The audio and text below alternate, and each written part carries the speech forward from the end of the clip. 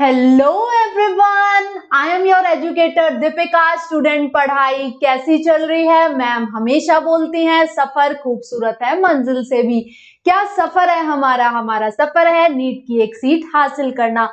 आज मैम आपके लिए एनसीईआरटी सिंप्लीफाइड सीरीज में लेकर आ गई हैं ऑर्गेनिज्म एंड पॉपुलेशन। हम सारी एनसीईआरटी सिंप्लीफाइड सीरीज में एनसीईआरटी के सारे चैप्टर लाइन बाय लाइन पढ़ रहे हैं। आज इस चैप्टर को कवर करते हैं।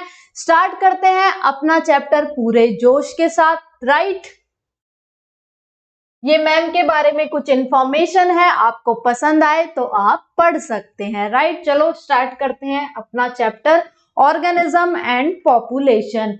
ये क्लास 11th बायोलॉजी का मैं यहाँ पे लाइन सेलेक्ट कर लेती हूँ। गिव मी अ मिनट, फिर हम लाइन बाय लाइन पूरा चैप्टर पढ़ेंगे आपके साथ। ये चैप्टर क्लास 12th बायोलॉजी का है और इसमें से बहुत सारे क्वेश्चन आपके आते हैं नीट में। तो लाइन बाय लाइन ये चैप्टर पढ़ते हैं। सबसे पहले समझते हैं कि पॉपुलेशन क्या होता है, और इस चैप्टर में से इंटरेक्शन से रिलेटेड बहुत सारे क्वेश्चन आपसे पूछे जाते हैं। नीट 2024 में भी ये क्वेश्चन देखे गए थे। तो लाइन बाय लाइन हम पढ़ते हैं। Our living world is fascinatingly diverse and amazingly complex. We can try to understand its complexity by investigating process at various level of biological organization, macromolecules, cells, tissue, organs, individuals, organism, population, communities, ecosystem and biomes. अब यहाँ पे क्या बोला गया है? यहाँ पे बोला गया है जो हमारा पूरा पॉपुलेशन है या फिर हमारे जो बायोम्स है, जो भी लिविंग वर्ल्ड है, एक कॉम्प्लेक्स है। जैसे कि आप देखेंगे कि आप किसी पर्टिकुलर एरिया में रहते हैं, वहां पे क्या होती हैं? गलियां होती हैं। उस पर्टिकुलर एरिया को कुछ कहा जाता है। तो इस तरीके से उस पूरे एरिया की पॉपुलेशन डिसाइड होती है। और ये एक पूरा कॉम्प्लेक्स तरीका है किसी भी पॉपुलेशन को बताने का। वही बताया गया है कि our living world is fascinatingly diverse and amazingly complex. We can try to understand its complexity by investigating processes at various level, biological organization जैसे कि macromolecules, cells, tissue, organs, individuals, organisms, population, community, ecosystem और biomes। कि हम कैसे समझें पूरा जो ये सिस्टम है हमारा लिविंग वर्ल्ड का। हम इकोसिस्टम लेवल पे देखते हैं, बायोम्स के लेवल पे देखते हैं, इवन हम पॉपुलेशन के लेवल पे भी ये सारी चीजें समझते हैं। At any level of biological organization, we can ask two types of question. For example, when we hear the bulbul singing early morning in the garden, we may ask, how does the bird sing? Why does the bird sing? The how, why, the how type questions seek the mechanism behind the process, while why type question ये जो भी significance बताते हैं process की। For the first question in our example the answer might be in terms of operation of voice box and the vibrating bone in the bird, whereas for the second question the answer may lie in the birds need to communicate with its mate during breeding seasons. तो अब यहाँ पे पूछा गया है कि क्यों, जैसे आपने एग्जांपल देखा होगा कि बुलबुल सिंग करती है। अब यहाँ पे क्वेश्चंस एनसीईआरटी में ये रेज करे गए हैं कि क्यों सिंग करती है, वो इसी समय पे ही क्यों गाना गाती है। तो उसका आंसर यहाँ पे क्या दिया हुआ है कि उसको मे बी कम्युनिकेट करना होता होगा सीजनल सीजन में। ये आंसर आपको ऑलरेडी पता है। मेटिंग के लिए वो ये सब करती हैं। ऑल्सो उनके पास एक पर्टिकुलर वॉइस बॉक्स होता है सिंगिंग के लिए। तो ये जो भी पॉपुलेशन में चीजें हो रही हैं ये सारी हम पढ़ेंगे कि क्या क्या एक पर्टिकुलर ऑर्गेनिज्म इंटरेक्शन के लिए करता है, वो सारी बातें हम यहाँ पे देखेंगे। When you observe nature around you with scientific frame of mind, you will certainly come up with the many interesting questions of both types. Why are night bloom flowers generally white? अब जैसे कि बहुत सारे question, जैसे अभी देखा कि bird सिंग क्यों करती है, क्या रीजन है। जैसे कि हमने देखा मेटिंग के लिए वो सिंग कर रही होती है। अब इसमें लिखा हुआ है कि जो भी नाइट में ब्लूम करते हैं, जितने भी हमारे फ्लावर्स होते हैं वो वाइट ही क्यों होते हैं।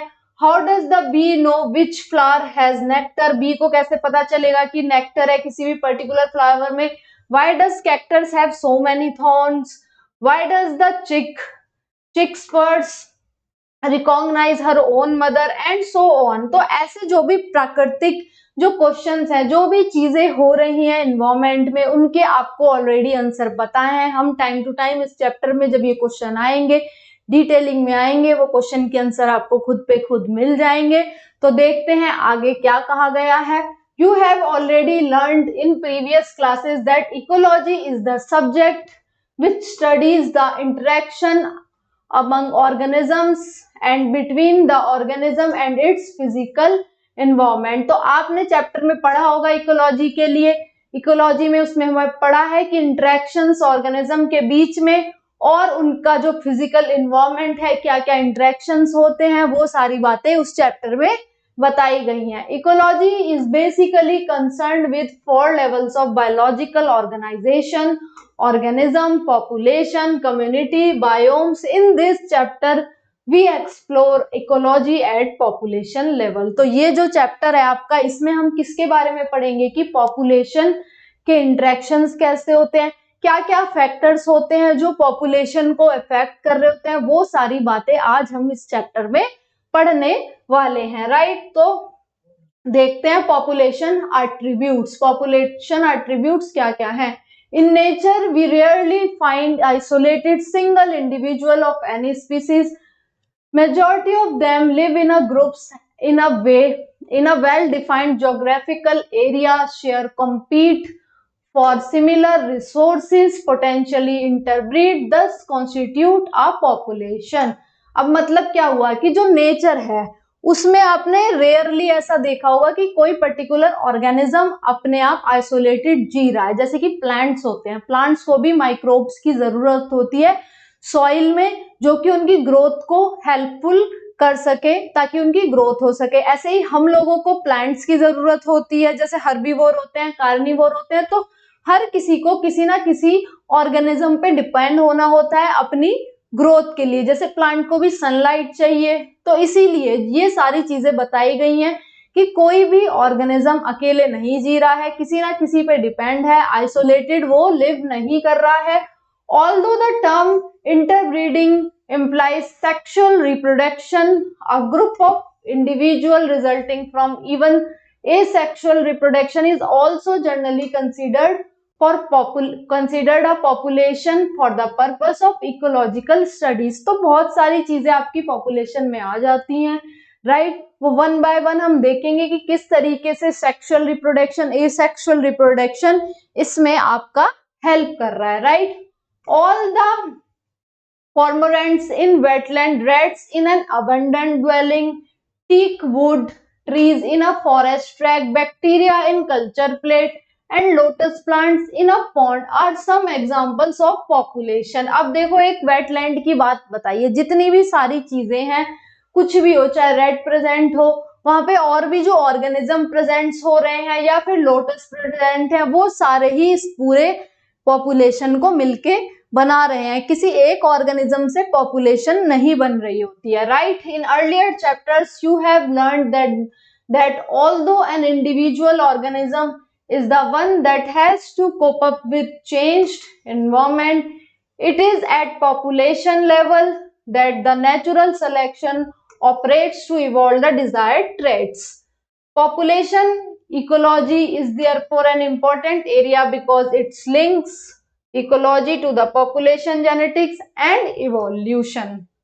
अब देखो डार्विन ने क्या बोला था, जो सबसे ज्यादा रिप्रोडक्टिवली फिट होगा वही सरवाइव करेगा, यही हमने पढ़ा था। तो कहीं ना कहीं जो बहुत सारे एडेप्टेशन गेन करेगा, एनवायरनमेंट जैसे जैसे चेंज होगा उससे लड़ेगा, एनवायरनमेंट से अपने और एडेप्टेशन लेके आएगा, वही पॉपुलेशन ज्यादा आपकी ग्रो करेगी। आगे देखते हैं। A population has certain attribute whereas an individual organism does not।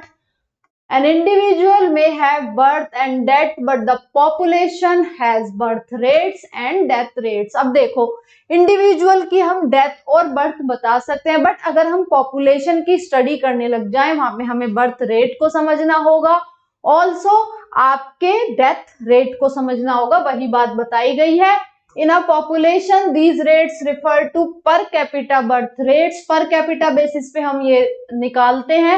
The rates hence expressed are change in numbers with respect to member of population. Here is an example. If a pond there is a 20 lotus plant last year, through reproduction 8 new plants are added, taking the current population to 28. We calculate the birth rate 8 by 20, that is 0.4 offsprings per lotus per year. तो अब देखो यहाँ पे बोला गया है कि lotus के कितने प्लांट थे, 20 थे, फिर अब फर्दर आफ्टर रिप्रोडक्शन 8 और इंक्रीज हो गए तो 28 हो गए।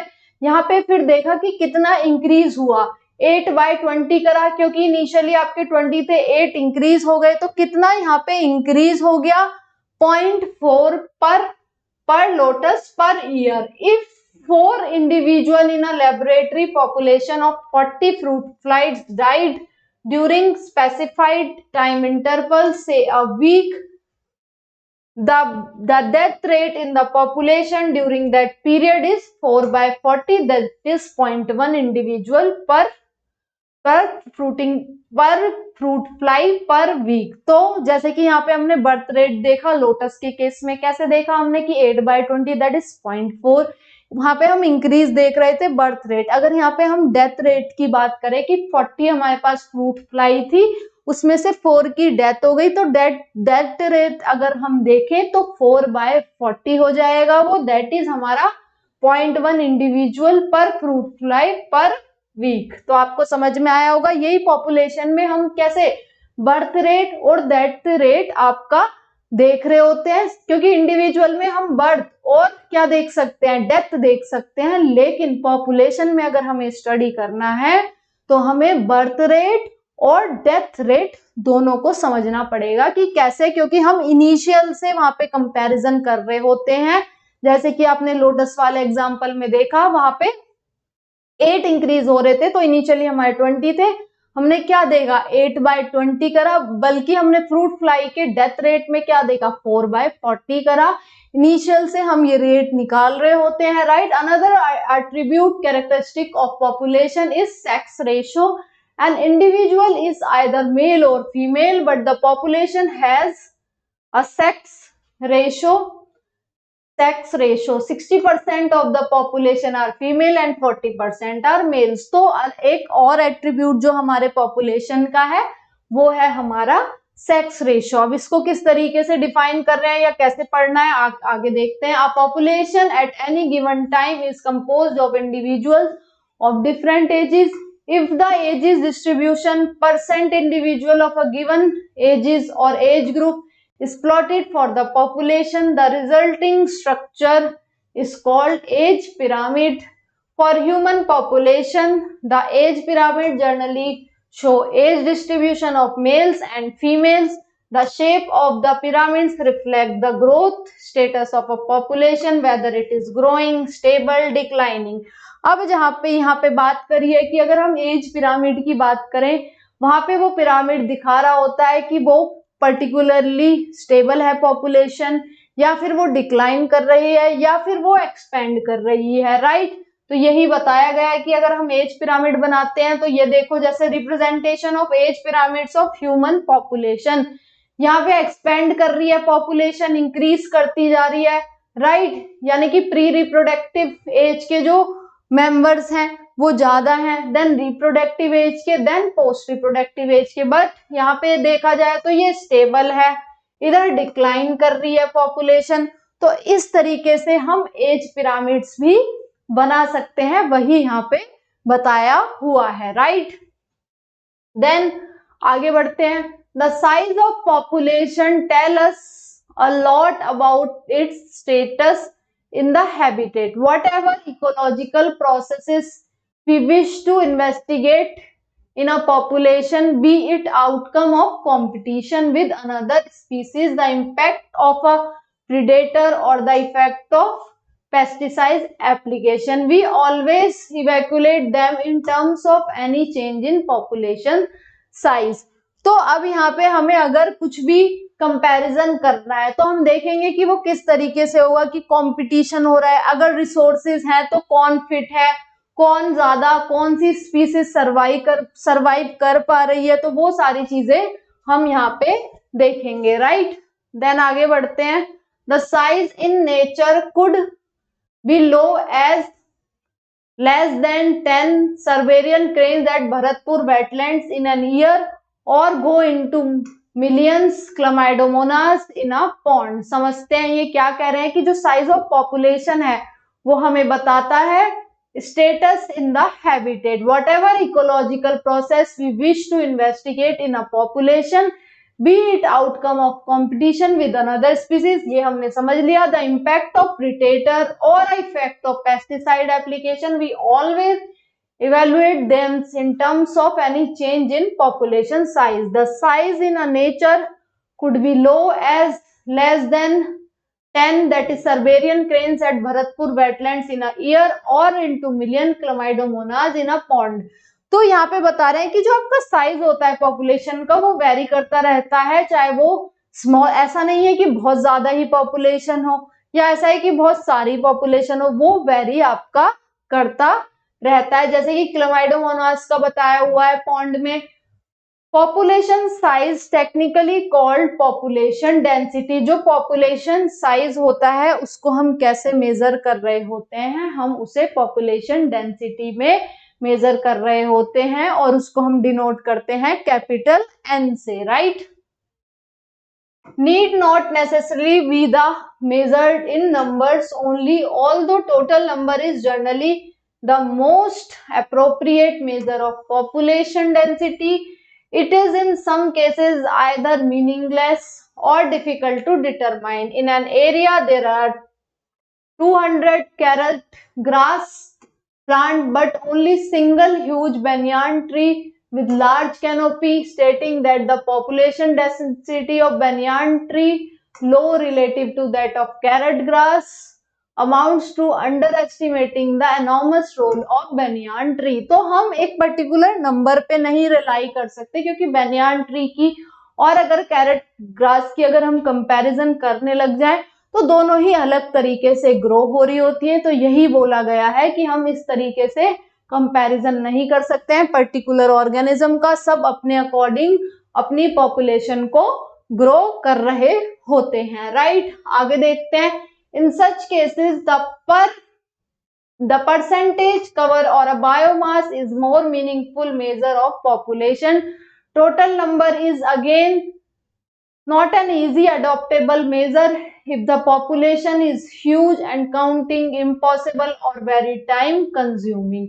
if you have dense laboratory culture of bacteria in petri dish, what is the best measure to report its density? sometimes for certain ecological investigation there is no need to know the absolute population density, relative density serve the purpose equally well. अब देखो, जैसे अगर आपका bacteria का example यहाँ पे बोला गया है, हम अभी बात कर रहे थे पॉपुलेशन डेंसिटी की। अभी तक हमने देखा पॉपुलेशन के बारे में बताया जा रहा था, इंटरेक्शन के बारे में बताया जा रहा था, थोड़ा बहुत आपसे क्वेश्चन पूछे एनसीईआरटी ने, राइट। अभी यहाँ पे क्या क्या पूछा गया है, यहाँ पे बता रहे हैं कि जो साइज है आप उसको कैसे मेजर कर सकते हैं। पॉपुलेशन डेंसिटी क्या होता है, जिसको हम कैपिटल एन से डिनोट कर रहे होते हैं। तो हर एक ऑर्गेनिज्म का अपना तरीका हो रहा होता है कि वो किस तरीके से ग्रो करता है। हम सिर्फ ऐसे नहीं सोच सकते कि बेनियान ट्री का ज्यादा बायोमास है या फिर कैरेट ग्रास का, तो ये कंपैरिजन करना सही नहीं होगा, वही बताया गया है। अब यहाँ पे एग्जांपल दिया है बैक्टीरिया का। अब बैक्टीरिया इतना जल्दी इतनी फास्ट रेट से ग्रो कर रहा होता है, आप अगर उसका रेट निकाल भी लेंगे, पॉपुलेशन डेंसिटी निकाल ही लेंगे, क्या उसमें इतना ही सच्चाई है, क्या रियलिटी है कि आपने सही वो निकाला हो सकता है कि आपने मिलियंस में निकाला हो, उससे ज्यादा उसका रेट हो। तो वही चीजें बताई गई हैं कि आप ये हाइपोथेटिकली निकाल सकते हैं, पर एग्जैक्ट वही कि यही पॉपुलेशन है बैक्टीरिया की, वो करना बहुत ही मुश्किल हो जाएगा, क्योंकि बैक्टीरिया बहुत जल्दी ग्रो कर रहे होते हैं। फॉर इंस्टेंस द नंबर, तो हम ये रिलेटिव बेसिस पे निकालते हैं। इसमें यही बोला गया एनसीईआरटी में कि हम पर्टिकुलर नंबर पे अगर रिलाई कर जाएं तो वो सही नहीं है, रिलेटिव बेसिस पे हम ये ग्रोथ निकाल रहे होते हैं, राइट। पॉपुलेशन की for instance the number of fish caught per trap is good enough measure of its total population density in a lake, we are mostly obliged to estimate population sizes indirectly without actually counting them, seeing them. The tiger census in our national parks and tiger reserve is often based on pug marks and fecal pellets. अब देखो जैसे यहाँ पे वही बताया गया है कि आप सिर्फ एक एक चीज का नंबर काउंट नहीं करेंगे, जैसे कि बैक्टीरिया की मैंने आपको बात बताई, बैक्टीरिया आपका ग्रो कर रहा है, अब आप एक एक बैक्टीरिया को थोड़ी काउंट करने जाएंगे या फिर एक एक फिश को थोड़ी काउंट करेंगे पॉन्ड में, क्योंकि ऐसे तो बहुत ही टीडियस टास्क हो जाएगा, राइट। और आप काउंट भी ऐसे कर ही नहीं पाएंगे, तो इसीलिए हम रिलेटिव मेजर ले रहे होते हैं, हम यहाँ पे रेट्स के बारे में बात कर रहे होते हैं।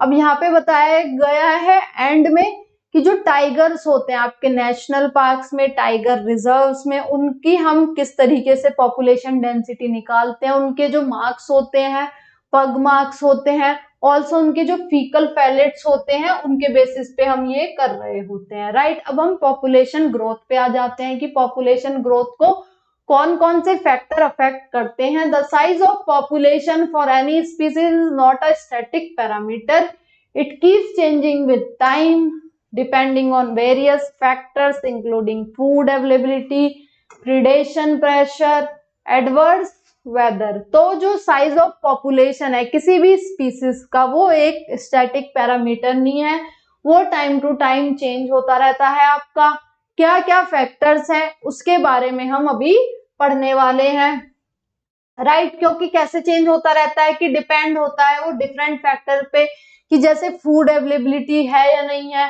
जो प्रीडेटर है उसका प्रेशर कितना आपका प्रेजेंट है या नहीं है, और डाइवर्स जो भी वेदर है या इन्वायरमेंटल चेंजेस आ रहे हैं उसके बेसिस पे भी तो आपकी पॉपुलेशन अफेक्ट हो रही होती है। तो वो क्या क्या फैक्टर्स हैं आइए पढ़ते हैं। In fact, it is these changes in population density that give us some idea of what is happening to the population, whether it is flourishing or declining. Whatever might be the ultimate reason, the density of population in given habitat during given period fluctuate due to changes in four basic processes. Give me a minute. Two of which, natality and immigration, contribute to increase in population density, and two are mortality and immigration, जो कि आपकी population density को decrease कर रहे होते हैं। अब यहाँ पे बताया गया है जो आपकी population growth है उसके लिए बेसिकली 4 फैक्टर इन्वॉल्व हो रहे होते हैं, जिसमें से 2 आपके इंक्रीज कर रहे होते हैं पॉपुलेशन ग्रोथ को और 2 डिक्रीज कर रहे होते हैं आपकी पॉपुलेशन ग्रोथ को। तो 2 कौन से हैं जो इंक्रीज कर रहे होते हैं, आपकी नेटैलिटी या फिर आपका बर्थ रेट या फिर आपका इमिग्रेशन, और डिक्रीज कौन से कर रहे होते हैं पॉपुलेशन ग्रोथ को, वो होता है आपका इमिग्रेशन। इमिग्रेशन मतलब एग्जिट करना, इमिग्रेशन, ई से मैं बोल रही हूँ, और आपका कौन सा हो जाता है मोर्टेलिटी। ये दोनों फैक्टर्स आपके ग्रोथ रेट को डिक्रीज कर रहे होते हैं। एमसीक्यू में भी ये क्वेश्चन पूछ लिया जाएगा घुमा के, किस तरीके से स्टेटमेंट चेंज कर दिए जाएंगे, तो इसीलिए आपको एनसीईआरटी लाइन बाय लाइन पढ़ाई जाती है, आप इसको ध्यान से समझिए, राइट। नेटैलिटी पे आते हैं। अब natality refers to the number of births during given period in the population that are added to initial density। तो जो नेटैलिटी है, अब नेटैलिटी क्या है, जितने भी बर्थ हुए जो ऐड हो रहे हैं इंडिविजुअल्स आपके पॉपुलेशन में, उसको बोला गया है natality. The number of birth during given period in a population are added to initial density. एक पॉपुलेशन है उसमें जितने भी बर्थ हुए और वो ऐड हो रहे हैं इनिशियल पॉपुलेशन में, उसी को बोला जा रहा है आपकी क्या, नेटैलिटी। ये आपकी पॉपुलेशन ग्रोथ को इंक्रीज कर रही है क्योंकि यहाँ पे एडिशन हो रहा है, ऑर्गेनिज्म का बर्थ हो रहा है, राइट। मोर्टेलिटी फिर अब यहाँ पे ये इंक्रीज कर रही है। दूसरा हमारा कौन सा इंक्रीज कर रहा है, इमिग्रेशन। इमिग्रेशन क्या है, is the number of individual of same species that have come into habitat from elsewhere during time period under consideration. अब कोई भी ऑर्गेनिज्म है वो पर्टिकुलर पॉपुलेशन में आके ऐड हो गए हैं, तो वो भी यानी कि आ गए हैं, इमिग्रेशन हो रहा है उनका। ई से नहीं बोल रही हूँ मैं, इमिग्रेशन बोल रही हूँ। तो यहाँ पे भी वो पॉपुलेशन डेंसिटी को इंक्रीज कर रहे हैं। ये जितना भी मैं चैप्टर पढ़ा रही हूँ मैं लेटेस्ट सिलेबस के अकॉर्डिंग पढ़ा रही हूँ। जो भी अभी 2025 के अकॉर्डिंग लेटेस्ट सिलेबस है उसके अकॉर्डिंग ये सारे चैप्टर को पढ़ाया जा रहा है, क्योंकि अपडेटेड सिलेबस के अकॉर्डिंग ही मैं पढ़ा रही हूँ, जिसमें पॉपुलेशन और उसके सारे एट्रीब्यूट्स, इंटरेक्शन के बारे में बात की गई है इस चैप्टर में, राइट। देन अपना मोर्टेलिटी पे आ जाते हैं। Mortality is the number of death in a population during given period. अब मोर्टेलिटी क्या है कि जितने भी नंबर ऑफ डेथ हुए हैं पर्टिकुलर पॉपुलेशन में वो कहलाएगी उसकी मोर्टेलिटी। तो यहाँ पे ये डिक्रीज कर रही है पॉपुलेशन डेंसिटी को, राइट। मोर्टेलिटी आपका दूसरा फैक्टर क्या था हमारा, immigration. Immigration is the number of individual of the population who left, give me a minute, who left the habitat and gone elsewhere during the time period under consideration। तो अब immigration क्या है, immigration क्या है, immigration मतलब exit हो गए कुछ ऑर्गेनिज्म पर्टिकुलर पॉपुलेशन से, तो वो वहां की पॉपुलेशन डेंसिटी डिक्रीज कर रहे हैं। तो दो फैक्टर कौन से हैं जो डिक्रीज कर रहे हैं, वो हो गए इमाइग्रेशन एंड आपका मोर्टेलिटी। और आपका इंक्रीज कौन से कर रहे हैं पॉपुलेशन को, आपकी नेटेलिटी और इमिग्रेशन आपका इंक्रीज कर रहे हैं पॉपुलेशन ग्रोथ को, राइट। देखो यहाँ पे दिखाया भी गया है फिगर में, आपसे ये डायग्राम देखे सिर्फ प्लस माइनस दिखा देगा, आपको 4 ऑप्शंस दे दिए जाएंगे कि कौन सा कॉलम किसको आपका डिफाइन कर रहा है, राइट। जैसे कि यहाँ से ये हटा दिया जा सकता है, जैसे ये इमिग्रेशन है, यहाँ पे ऑर्गेनिज्म ऐड हो रहे हैं तो प्लस का सिंबल दिखाया गया है। इमाइग्रेशन में एग्जिट होते हैं ऑर्गेनिज्म तो यहाँ पे माइनस का सिंबल दिखाया गया है। मोर्टेलिटी में डेथ होती है ऑर्गेनिजम्स की तो यहाँ पे भी माइनस का सिंबल दिखाया गया है आपका। नेटेलिटी में बर्थ रेट होता है, ऑर्गेनिज्म ऐड हो रहे होते हैं पर्टिकुलर पॉपुलेशन में, यहाँ पे प्लस का आपका साइन दिखाया गया है। तो आपको समझ में आ गई होगी ये सारी चीजें कि किस तरीके से पॉपुलेशन को इंक्रीज और डिक्रीज डिफरेंट फैक्टर्स कर रहे होते हैं, राइट। चलो आगे बढ़ते हैं, अभी आगे देखते हैं। If n is the population density at time t, then its density at time t at t1 plus t plus 1 time is nt1 plus 1 nt plus b plus I minus d plus e।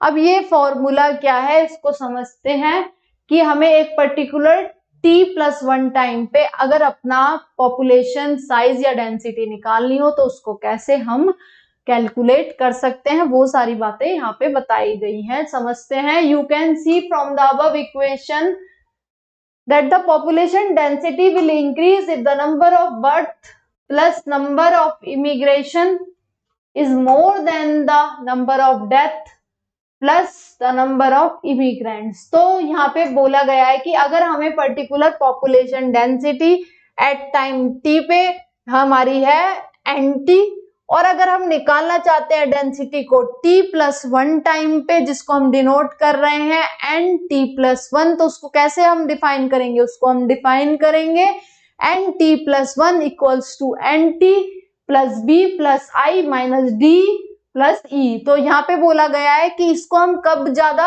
ये favourable होगा, अगर आपका यहाँ पे B क्या है birth rate, आई क्या है आपका इमिग्रेशन जो हमने पढ़ा, डी हमारा डेथ रेट है, ई क्या है हमारा एग्जिट वाला, इमिग्रेशन नहीं क्या है एमिग्रेशन है हमारा, राइट। ये ई आई से है, ये आपका ई से है, right.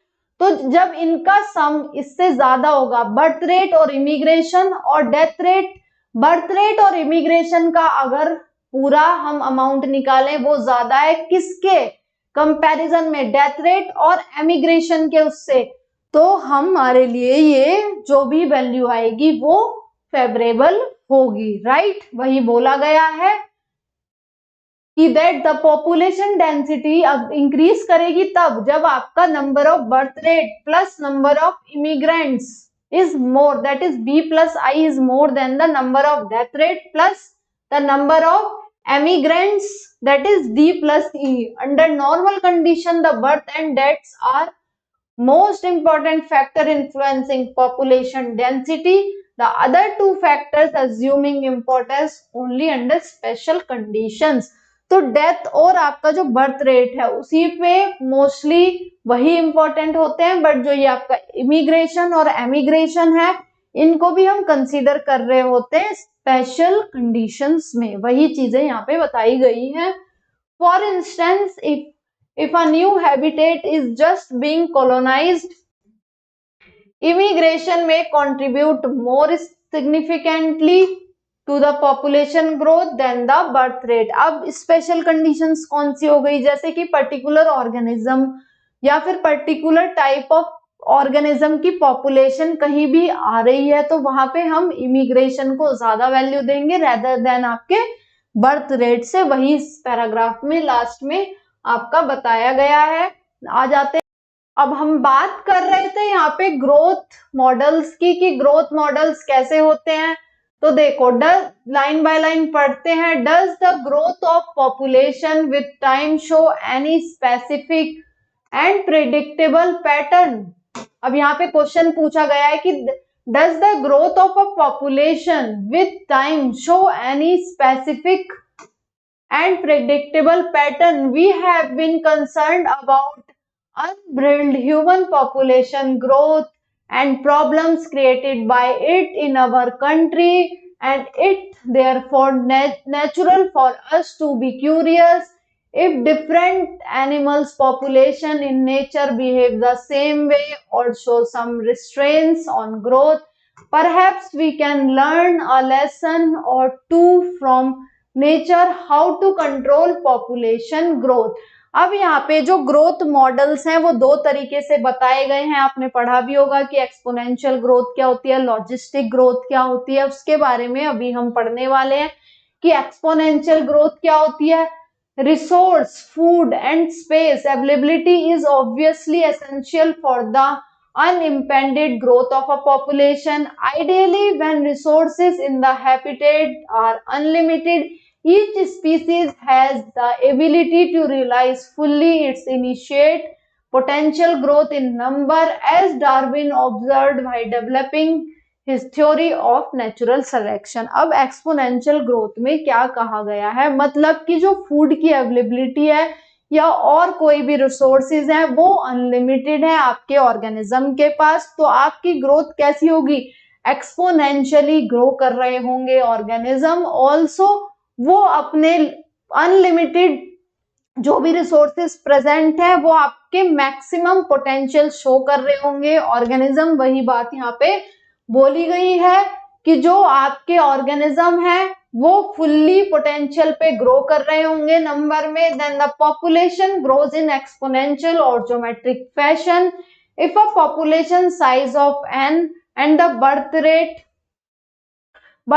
not the total number but per capita birth rate are represented as b, क्योंकि मैंने आपको बताया जब हम पॉपुलेशन की स्टडी करेंगे हम रिलेटिवली स्टडी कर रहे होंगे, रेट्स के वे में कर रहे होंगे, सिर्फ बर्थ पे हम बात नहीं कर सकते, बर्थ रेट के बारे में हम बात करेंगे यहाँ पे, क्योंकि हम पॉपुलेशन को स्टडी कर रहे हैं, हम एक पर्टिकुलर इंडिविजुअल की बात नहीं कर रहे हैं। वही उसके बारे में मैं आपको बताती हूँ। डेथ रेट की बात करें वो भी पर कैपिटा पे होगा, जिसको हम डी से डिनोट कर रहे हैं। देन द इंक्रीज और decrease in an during unit time period that is T is that is dn by dt। तो ये जो हमारा रेट होगा वो dn by dt होगा, वो कहलाएगा। उसको हम कैसे काउंट करेंगे, b माइनस डी जो कि हमारा birth rate minus death rate into an initial जो हमारी पॉपुलेशन डेंसिटी है। अब b माइनस डी को हम r से डिनोट कर रहे हैं तो हमारा फॉर्मूला क्या आ जाएगा, हमारा फॉर्मूला आ जाएगा dn by dt equals to rn। अब ये r क्या है उसके बारे में समझते हैं। R is in this equation called intrinsic rate of natural increase and is very important parameter chosen for assessing the impact of any biotic and abiotic factor on population growth। अब देखो ये dn by dt जो हम कर रहे थे हमारा क्या है, rn। r को हमने क्या बोला, इंट्रिंसिक रेट ऑफ, हमारा intrinsic rate of natural increase हमने बोला, ये बहुत इंपॉर्टेंट फैक्टर है आपकी पॉपुलेशन ग्रोथ को मेजर करने के लिए, यही बताया हुआ है।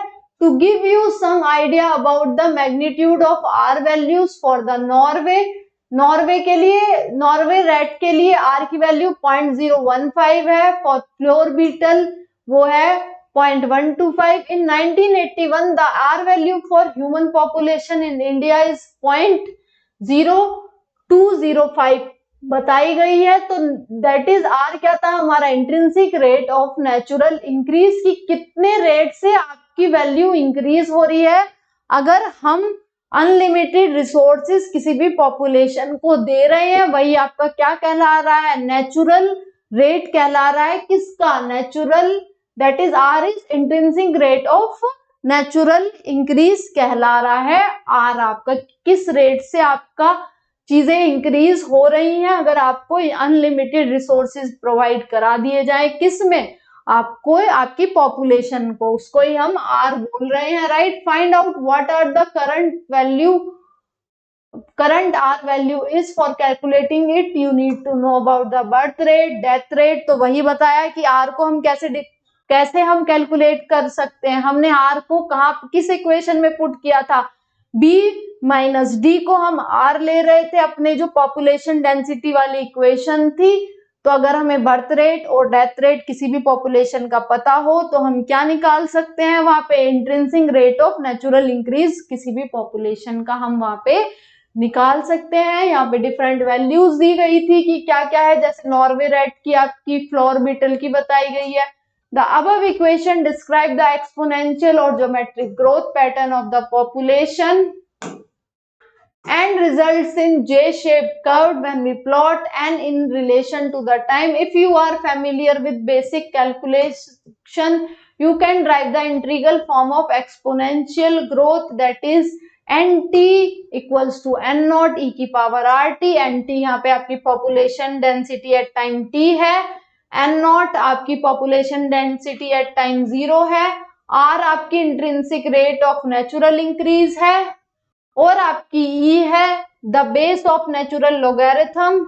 Any species growing exponentially under unlimited resources condition can reach enormous population density in short time. अब देखो एक्सपोनेंशियल ग्रोथ की हमने बात करी, तो यहाँ पे इंटीग्रल फॉर्म भी तो लेना जरूरी है। तो वही इक्वेशन आपको इंटीग्रल फॉर्म में दी गई है, that is nt equals to n nought e की पावर rt। इस इक्वेशन से भी हम ग्रोथ रेट निकाल सकते हैं, और अगर किसी भी पॉपुलेशन में अनलिमिटेड रिसोर्सेज प्रेजेंट होंगे तो उसकी पॉपुलेशन भी एनॉर्मसली बढ़ेगी, यहाँ पे ये बताया गया है। ये दोनों आपको इक्वेशन याद रखनी है, that is dn/dt equals to rn, और दूसरी आपकी nt equals to n nought e की पावर rt। किस तरीके से ये सारी इक्वेशन आ रही हैं पूरा फॉर्मूले में देख लिया होगा आपने। ऑल्सो r की वैल्यू को हम कैसे कैलकुलेट कर रहे थे कि आपको बर्थ रेट, डेथ रेट किसी भी पॉपुलेशन का पता है, तो हम वहां पे आपका intrinsic rate of natural increase किसी भी पॉपुलेशन का निकाल सकते हैं। यहाँ पे ग्राफ देखते हैं, पॉपुलेशन ग्रोथ कर्व। यहाँ पे ए में क्या दिखाया गया है, when are responses are not limiting growth the plot is exponential. जहाँ पे लिमिटिंग नहीं है ग्रोथ, यहाँ पे अनलिमिटेड चीजें हैं। व्हेन द रेस्पॉन्सेज, जहाँ पे लिमिटिंग रिसोर्सेज हैं, वहां पे ग्रोथ और प्लॉट को लॉजिस्टिक दिखाया गया है। लॉजिस्टिक ग्रोथ क्या है उसके बारे में हम अभी देखेंगे। देखो यहाँ पे आप देख सकते हैं, ये जे शेप कर्व है हमारा, ये आपका एस शेप है, ये आपका लॉजिस्टिक ग्रोथ के लिए होता है। तो ये ग्राफ भी आप लोगों से पूछ लिए जाते हैं, तो इन ग्राफ का भी आप ध्यान रखें। देखो ये जे शेप आपका कर्व बन रहा है, ये है आपका लॉजिस्टिक का, राइट, सॉरी ये आपका एक्सपोनेंशियल ग्रोथ का है, राइट, एक्सपोनेंशियल ग्रोथ का है, जिसके लिए हम इक्वेशन क्या ले रहे हैं, dn/dt equals to rn। r हमारा क्या था, intrinsic rate of natural increase, और ये दूसरी जो है आपकी, ये है आपकी किसके लिए, लॉजिस्टिक ग्रोथ के लिए यहाँ पे दिखाया गया है, जो कि आपका एस शेप्ड है। इसकी equation dn/dt rn k minus n by k। अब ये क्या है, लॉजिस्टिक ग्रोथ, k क्या है, इसके बारे में अभी हम पढ़ेंगे कि ये सारी चीजें क्या है, राइट। चलो आगे चलते हैं कि ये सब क्या है।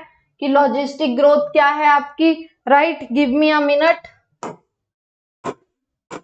चलिए, Darwin showed how even a slow growing animal like elephant could reach enormous number in the absence of checks. The following anecdote popularly narrated to the demonstrated dramatically how a huge population could build up a growing exponentially। तो यहाँ पे कुछ examples दिए गए हैं कि जब unlimited resources आपके प्रेजेंट होंगे तो आपकी जो भी पॉपुलेशन है वो ग्रो करेगी बहुत एनॉर्मसली, वही बताया गया है। आगे देखते हैं। उसके बाद हम लॉजिस्टिक वाला समझेंगे।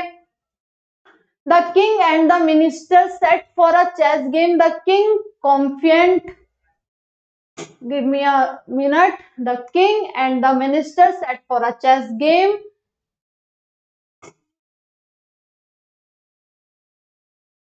The king, confident of winning the game, was ready to accept any bet proposed by the minister. The minister humbly said if he won, he wanted only some wheat grains, the quantity of which to be calculated, placing on chessboard on a grain of square 1, then 2 square 2, then 4 in square 3, then 8 in square 4, then so on। तो अब यहाँ पे बोला गया है कि अगर एक पर्टिकुलर बहुत बड़ा एरिया है, वहां की पॉपुलेशन, ये एक हाइपोथेटिकल एग्जांपल आपको दिया हुआ है कि किस तरीके से आप कैलकुलेट कर सकते हैं। मान लीजिए एक बहुत बड़ा फॉरेस्ट है, आपको उसकी पॉपुलेशन मेजर करनी है, तो आप कैसे करेंगे? एक पर्टिकुलर स्मॉल एरिया की ले लेंगे, फिर उससे मल्टीप्लाई कर देंगे। एक पर्टिकुलर स्क्वायर एरिया का आपने निकाल लिया, देन उसको मल्टीप्लाई कर दिया, तो आप पूरी पॉपुलेशन बता देंगे। वही सारी बातें यहाँ पे बताई गई हैं।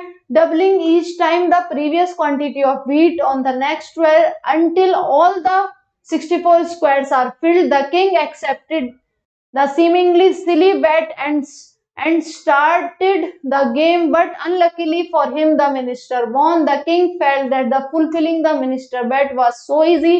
He started with a single grain on first square, proceeded to fill the other square following minister suggested procedure, but by the time he covered half chessboard, the king realized his dismay that all the wheat produced in his entire kingdom pulled together would be still inadequate to cover all the 64 squares. Now think of a tiny paramecium starting with just one individual, through binary fission doubling the numbers every day. Imagine what a mind-boggling population size it would reach in 64 days, provided food and spaces remains unlimited। वही सारी बातें यहाँ पे बताई गई हैं कि अगर हम पैरामीशियम को अनलिमिटेड फूड प्रोवाइड कर दे तो वो 64 डेज में कितना ज्यादा मल्टीप्लाई करेगा। इसी तरीके से किंग और मिनिस्टर की भी चीजें यहाँ पे बताई गई थी। वहां पे स्क्वायर एरिया से रिलेटेड की एक पर्टिकुलर लैंड है, उसका एरिया अगर हम देखें तो किस तरीके से कैलकुलेट करेंगे। अगर आप मैं आपको ड्रॉ करके दिखा देती हूँ, देखो, गिव मी अ मिनट। जैसे आप एक स्क्वायर का यहाँ पे एरिया ले लेंगे तो आप पूरे स्क्वायर, जैसे मान लो ये एक फॉरेस्ट है, गिव मी अ मिनट, जैसे कि आपका ये फॉरेस्ट हो गया। आप एक पर्टिकुलर एरिया का, अगर यहाँ पे एक पर्टिकुलर कॉलम का यहाँ पे स्क्वायर का एरिया निकाल लेंगे तो ये सबको मल्टीप्लाई कर देंगे तो क्या आपके पास एरिया नहीं आ जाएगा? आ जाएगा ना। तो वही बात यहाँ पे बताई गई है कि जो 64 यहाँ पे थे, पूरा एरिया था 64 स्क्वायर्स का, उसको कैसे आप निकालेंगे? अगर आप एक स्क्वायर का एरिया निकालें, उसको बाकी से मल्टीप्लाई कर देंगे तो हमारे पास वो एरिया आ जाएगा। वही चीजें यहाँ पे बताई गई हैं। होप आपको समझ में आई होंगी। अभी लॉजिस्टिक ग्रोथ को समझते हैं कि लॉजिस्टिक ग्रोथ हमारी क्या है, राइट। लॉजिस्टिक ग्रोथ के बारे में समझते हैं। No population of any species in a nature has its disposal unlimited resources to permit exponential growth. This leads to competition between individuals for unlimited resources. Eventually the fittest individual will survive and reproduce. अब यहाँ पे क्या कहा गया है कि अब ये तो एक हाइपोथेटिकल सिचुएशन हो गई और थ्योरेटिकल बात हो गई कि आपके पास अनलिमिटेड रिसोर्सेज प्रेजेंट है, आपकी पॉपुलेशन ग्रो कर रही है एक्सपोनेंशियली, बट असल में ऐसा नहीं हो रहा होता है।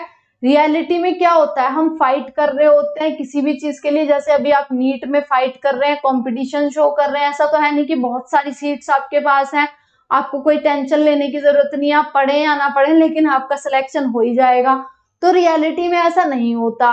तो रियलिटी में जो ग्रोथ होती है वो होती है हमारी लॉजिस्टिक, जहां पे वही इंसान रहता है जो सर्वाइवल ऑफ फिटेस्ट ऑफ जो रूल है हमारा उसको फॉलो कर रहा होता है, यानी कि हर सिचुएशन में खुद को फिट साबित कर रहा होता है, और रिसोर्सेज भी हमारे पास लिमिटेड होते हैं। वही बात यहाँ पे बताई गई है। The government of many countries have also realized that this fact and introduced various restraints with view to limit human population growth.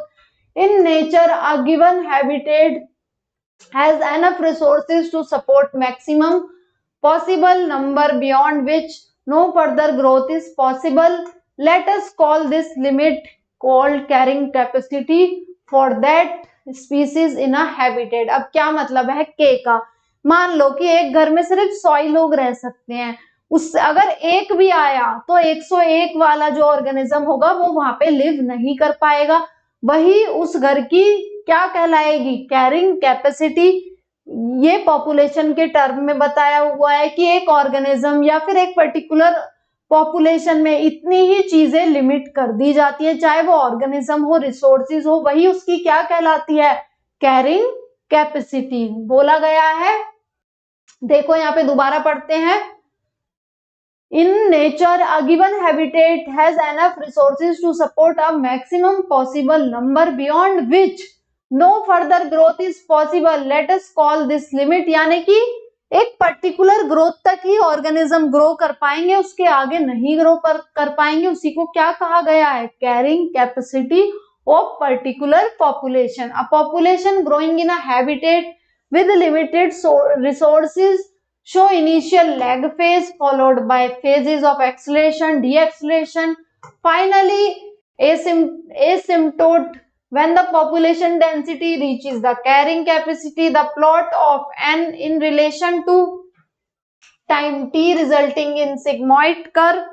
This type of population growth is called Verhofstadt's per logistic growth and described by following equation: dn by dt rn multiplied by kn k minus, give me a minute, k minus n and k आपका। तो यहाँ पे देखो, रुको एक second, ये वाले graph से समझेंगे हम लॉजिस्टिक ग्रोथ को। यहाँ पे बताया गया है कि लॉजिस्टिक ग्रोथ में सबसे पहले आप ध्यान रखेंगे कि लिमिटेड रिसोर्स प्रेजेंट होते हैं, जबकि आपके जो आपकी एक्सपोनेंशियल ग्रोथ देखी वहां पे आपके अनलिमिटेड रिसोर्सेज थे, बट लॉजिस्टिक में आपके लिमिटेड रिसोर्सेज प्रेजेंट होते हैं। वहां पे जे शेप्ड कर्व था, यहाँ पे आपका एस शेप्ड कर्व है।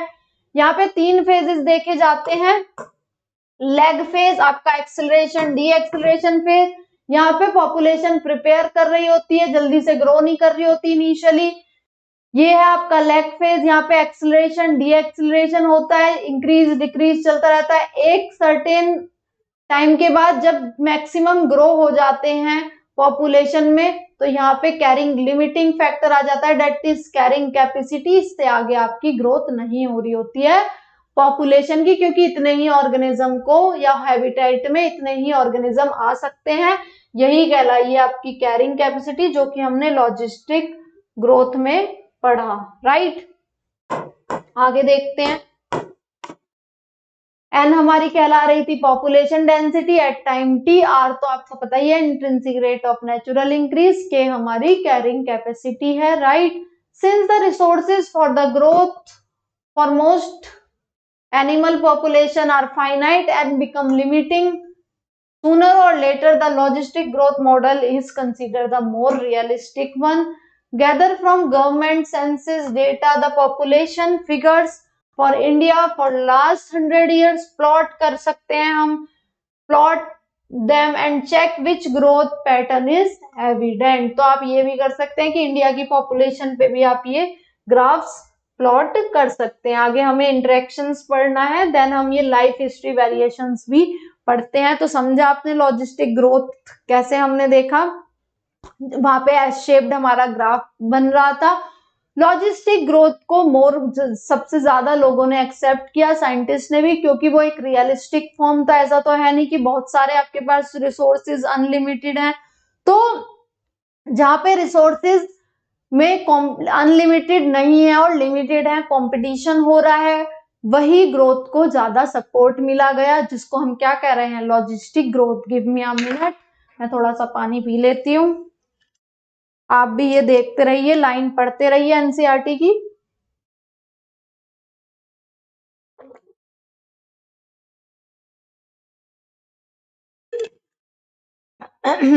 लाइफ हिस्ट्री वेरिएशन हम यहाँ पे पढ़ेंगे कि क्या है हमारी, देख लेते हैं। Life history variation, population evolve to maximise their reproductive fitness, also called Darwinian fitness, in the habitat in which they live under particular set of selection pressures. Organism evolved toward the most efficient reproductive strategy.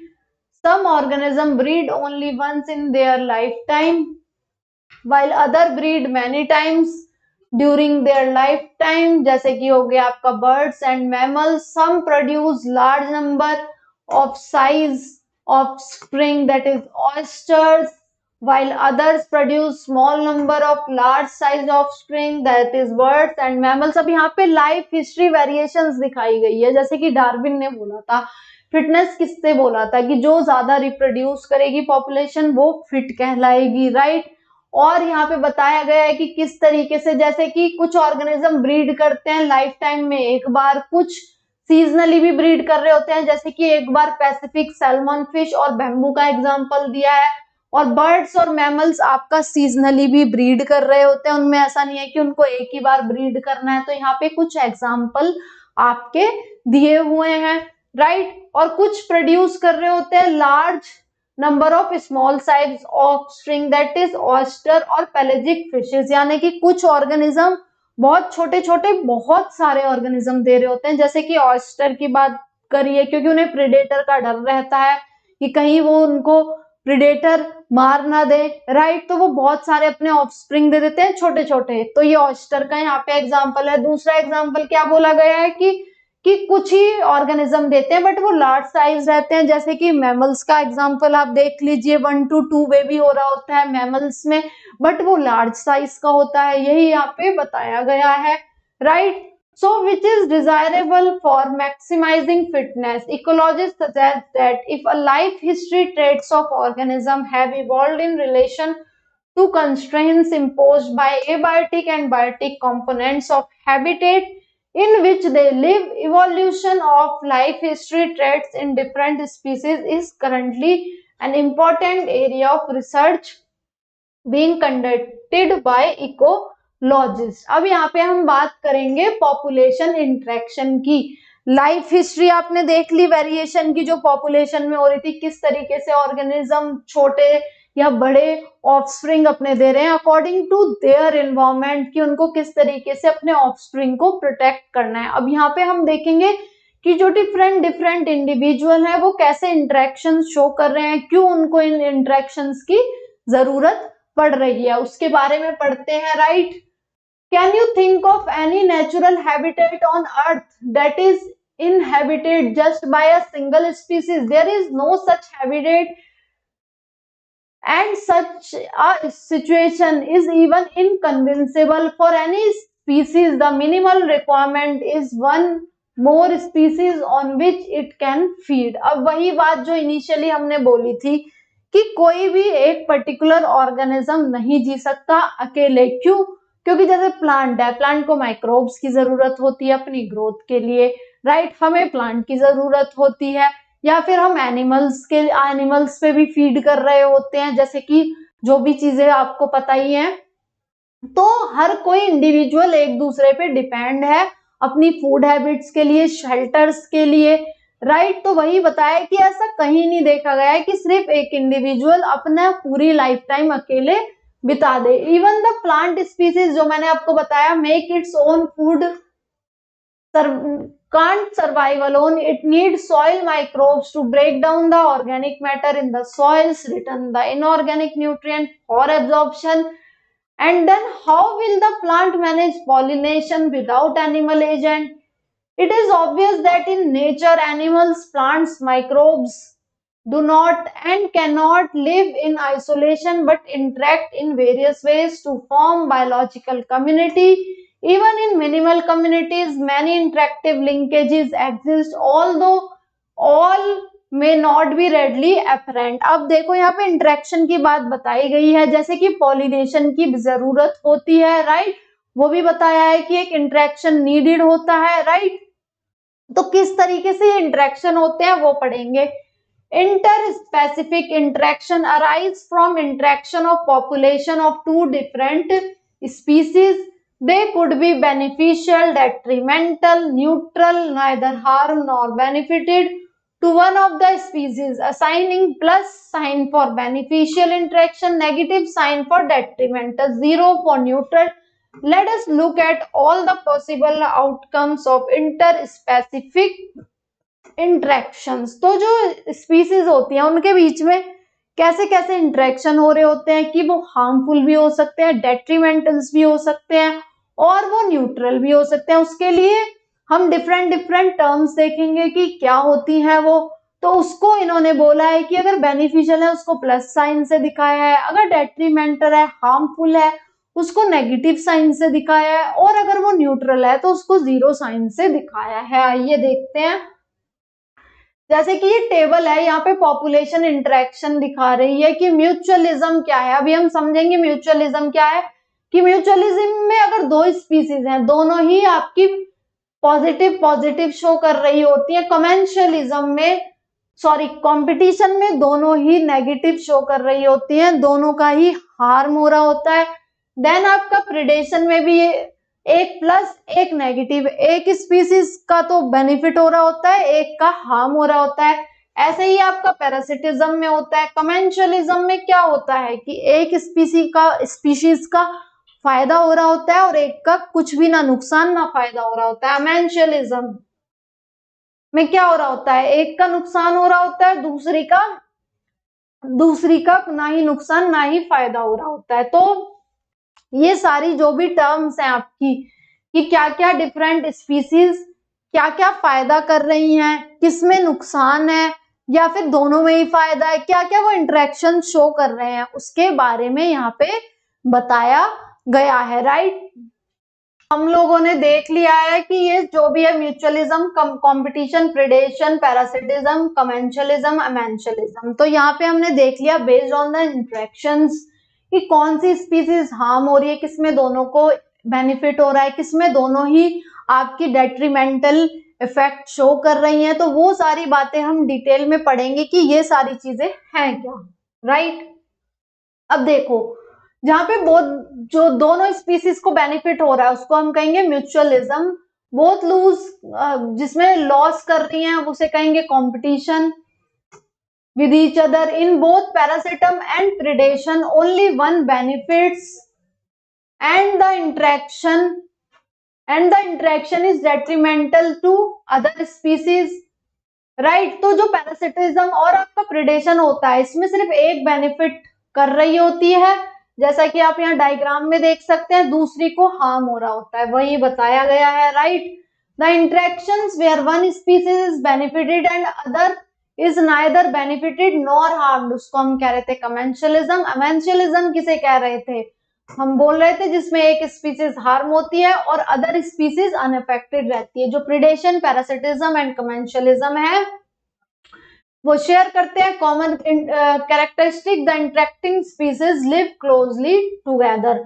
क्योंकि यहाँ पे देखो predation, parasitism और कमेंशियलिज्म, यहाँ से question बन सकता है, ये कॉमन कैरेक्टरिस्टिक शो कर रहे होते हैं क्या, जो इंटरेक्टिंग स्पीसीज होती हैं वो क्लोजली लिव करती हैं together, right.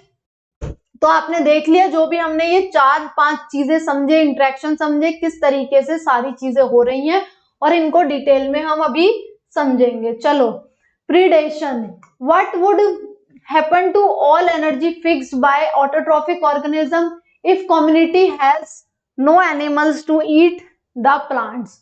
You can think of predation as the nature way of transferring energy to the higher trophic levels.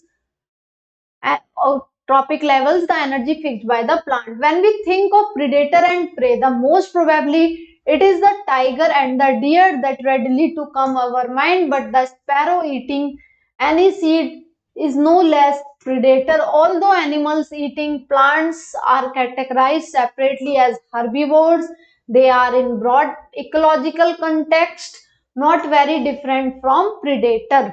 तो जो प्रिडेशन वाला पूरा कॉन्सेप्ट है, जैसे कि प्लांट्स हैं, यहाँ पे प्लांट्स आए, प्लांट की जो ग्रासेस है वो गोट ने खाई या डियर ने खाई, डियर को टाइगर ने खाया, तो ये जो ट्रांसफर हो रहा है एनर्जी का, यही प्रिडेशन में बताया गया है। ये नेचर का एक अपना वे है एनर्जी को ट्रांसफर करने का बेस्ड ऑन प्रिडेशन, आपका वही इस पैराग्राफ में पूरा बताया गया है, right. Beside acting conducts for the energy transfer across the trophic levels, predator play another important role. They keep the check prey population under control, but for the predator, prey species could achieve very high population density and cause ecosystem instability. When the certain exotic species are introduced into a geographical area, they become invasive, start spreading fast because the invaded land does not have its natural predator.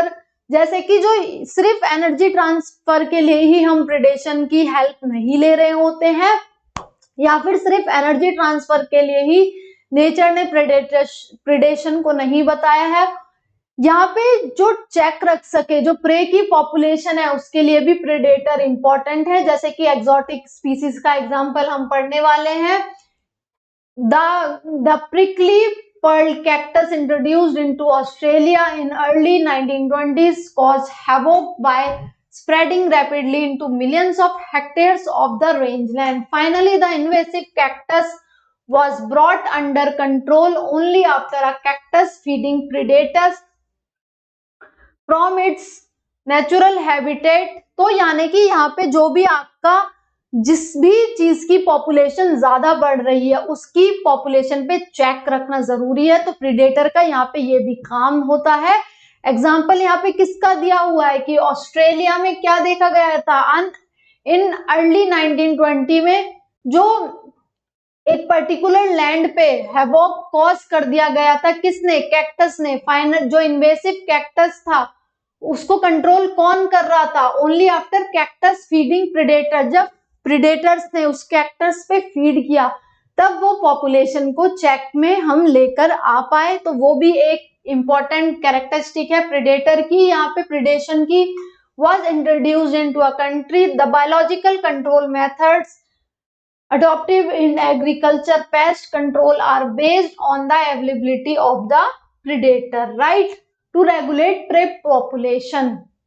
Predator also help in maintaining the species diversity in community by reducing intensity of competition among competing prey species. In rocky intertidal communities of American Pacific coast, the starfish Piasteris is an important predator. In a field experiment, when all the starfish are removed from the enclosed intertidal area, more than 10 species of invertebrates become extinct in a year because of interspecific competition. तो ये क्या कर रहा होता है predation, ये maintain कर रहे होते हैं कि जो डाइवर्सिटी है, जैसे कि अगर प्रिडेटर प्रेजेंट है वो पर्टिकुलर स्पीसीज को खा लेंगे तो वो एक स्पीसीज हो जाएगी, लेकिन अगर हम प्रिडेटर को ही हटा दें वहां से तो कुछ स्पीसीज एक्सटिंक्ट भी हो सकती है ना, वही बातें बताई हुई हैं। तो जो प्रिडेशन है उसकी अभी तक हमने 3 प्रॉपर्टी देख ली, एक तो वो एनर्जी ट्रांसफर में आपका हेल्प कर रहा है, राइट।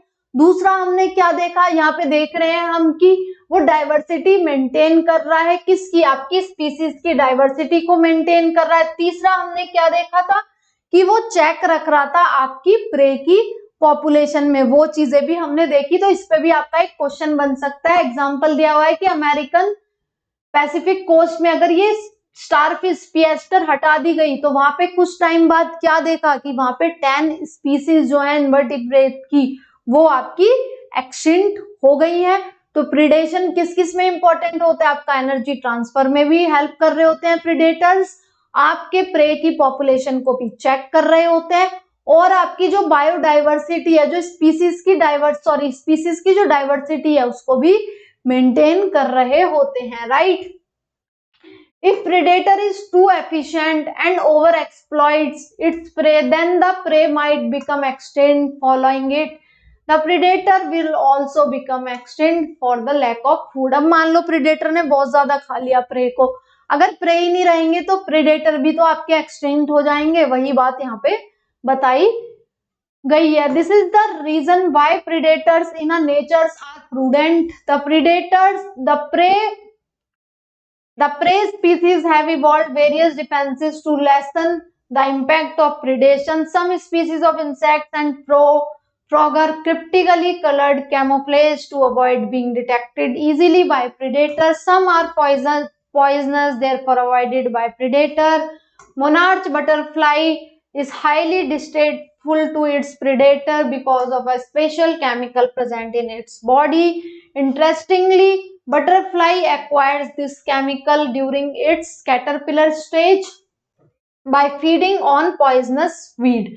तो यहाँ पे क्या बताया गया है, यहाँ पे ये बताया गया है कि जो डिफरेंट कैरेक्टरिस्टिक या एडेप्टेशन यहाँ पे प्रीडेटर्स कर रहे होते हैं, तो प्रे भी खुद को और इवॉल्व करते हैं। कैसे इवॉल्व करते हैं, या तो वो केमिकल प्रोड्यूस करने लगते हैं बॉडी से, या फिर वो कैमोफ्लेज शो करने लगते हैं। जैसे कि मोनार्च बटरफ्लाई का एग्जांपल लेके बताया गया है कि वो एक केमिकल प्रोड्यूस करती है जो कि काफी डिस्टेस्टफुल होता है, तो प्रेडेटर उसको नहीं पकड़ पाते हैं, राइट। कैमोफ्लेज शो कर रहे होते हैं कुछ आपके एनिमल्स ऑर्गेनिज्म, तो भी प्रेडेटर उन्हें नहीं पकड़ पाते हैं। जैसे कैटरपिलर का एग्जांपल यहाँ पे दिया गया है। तो ये डिफरेंट एडेप्टेशन अगर प्रेडेटर शो कर रहे हैं तो प्रे भी इवॉल्व कर रहे होते हैं, वही यहाँ पे इस पूरे पैराग्राफ में बताया गया है, राइट। आगे देख लेते हैं। For plants herbivores are predators. Nearly 25% of insects are known to be phytophagous, feeding on plant sap and other parts of the plant. The problem is particularly severe for plants because unlike animals, they cannot run away from their predators. Plants therefore have evolved into astonishing variety of morphological and chemical defenses against herbivores. Thorns are the most common morphological means of defense. Many plants produce stored chemicals that can make herbivores sick when they are eaten and inhibit feeding or digestion, disrupt its reproduction or even kill it. अब जैसे plants हैं, plant कैसे adaptation लेके आए, वो मे भी thorns evolve कर लेते हैं, अपने केमिकल स्टोर कर लेते हैं। अगर कोई भी हर्बीवोर उन्हें ईट कर रहा है तो उनके डाइजेशन रिप्रोडक्शन में वो उनको किल कर देगा। तो इस तरीके से, क्योंकि प्लांट्स ऐसे मूव नहीं कर सकते, वो कैसी एडेप्टेशन लेके आ जाते हैं, वो ऐसी एडेप्टेशन लेके आ जाते हैं, या तो वो थॉर्न्स ले आते हैं या स्टोरेज मटेरियल। जैसे कि आपने आके वाला पेड़ सुना होगा, तो जो गाय वगैरह होती हैं वो नहीं खाती है क्योंकि वो उसके डाइजेशन में आपको प्रॉब्लम कर रहा होता है वो प्लांट। तो इसी तरीके से प्लांट ऐसे अडेप्टेशन लेकर आ रहे होते हैं, right. You must have seen the weed Calotropis, वही जो मैंने आपको बताया था, ग्रोइंग इन अबंडेंट फील्ड्स।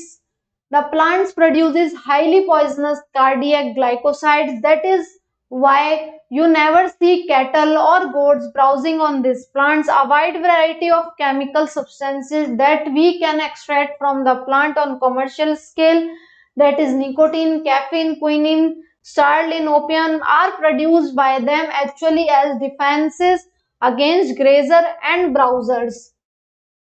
तो यही सारी बातें बताई गई हैं कि कैसे कैसे अडेप्टेशन हुई, प्रेडेशन कहाँ कहाँ इंपॉर्टेंट है, वो सारी बातें हमने समझी। अब हम आ जाते हैं कंपटीशन पे।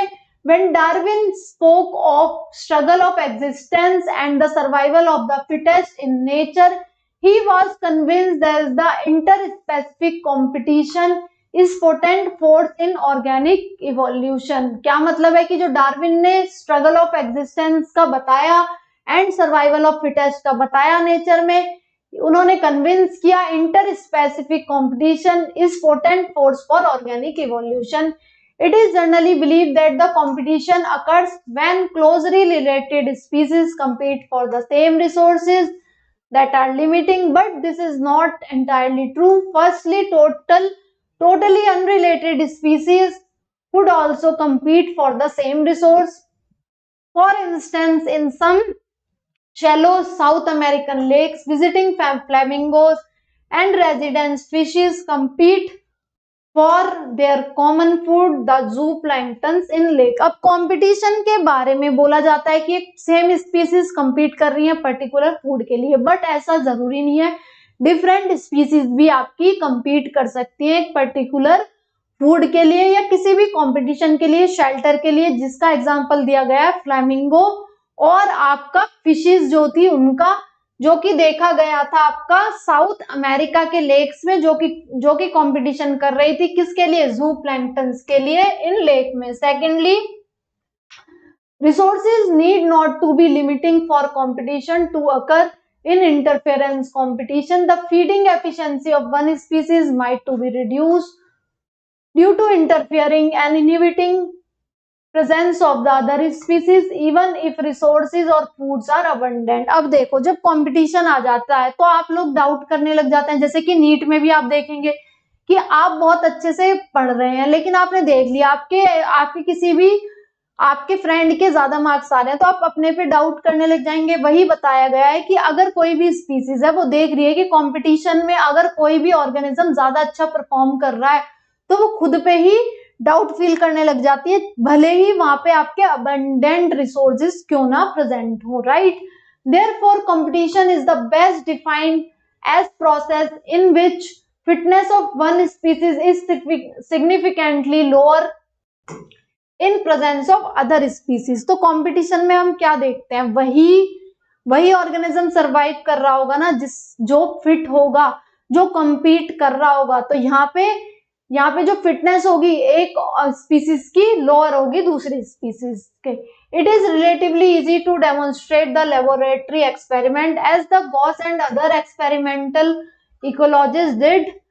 When resources are limited, the competitively superior species will eventually eliminate the other, but the evidence for such competitive exclusion occurring in nature is not always conclusive.